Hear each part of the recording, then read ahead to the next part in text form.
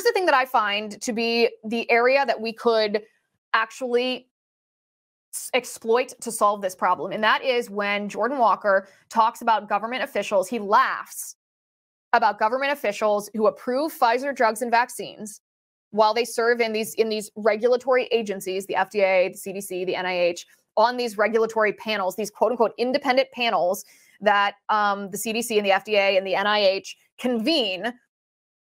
These officials vote in favor of approving these drugs and these vaccines while they're in government. And then after they don't work in government anymore, what do? They get jobs at these big pharma companies. And these officials go into the government positions knowing that this is their career trajectory. They know they're not going to work at the CDC and the FDA and the NIH and on these, even at the university level, it's a lot of university research lab professors and academics who end up being on these regulatory panels that are convened.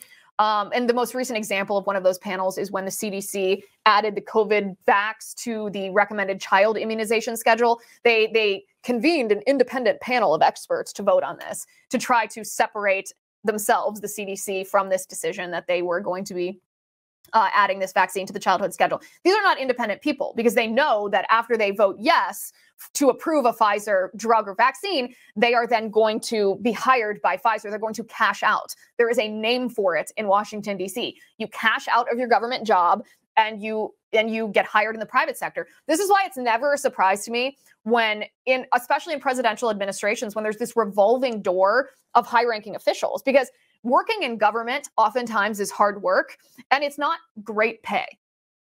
But as soon as you have established yourself as a high-level figure in government, whether it's in one of these agencies, especially an agency related to regulatory action against something as profitable as Big Pharma, or even whether it's the chief of staff of Joe Biden, as soon as you've established yourself in these positions, well, you're worth a lot more money in the private sector than you were worth in Washington, D.C., and you get to work a lot less. So realistically, human nature, it makes complete sense that people behave like this. But this is not to wax philosophical here, but this is why we have structured a government structured the way that it is, a limited federal government with enumerated powers. The reason that our founding fathers structured our government like that is because they acknowledged that human nature, mankind, when we are given the opportunity to abuse power for profit, we do both. It's not really a matter of if that happens. It's more of a matter of when that happens and who takes advantage of that once they get into that government position. And so the founding fathers structured our government in a way that's supposed to serve as a bulwark against that abuse, that exploitation. It's supposed to create as small of a box as possible for that abuse to happen. Because if there was broad powers, sweeping powers, the abuse, the vulnerability for abuse, the opportunity to abuse would be all the greater. That's the problem with the administrative state, which is the agencies of the federal government.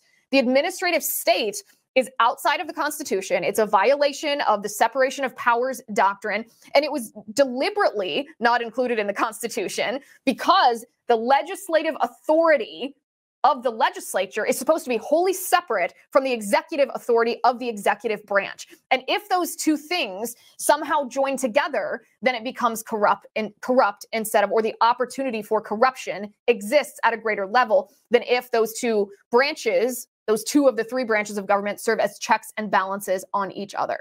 So we do have things that we can do in order to try to solve this problem.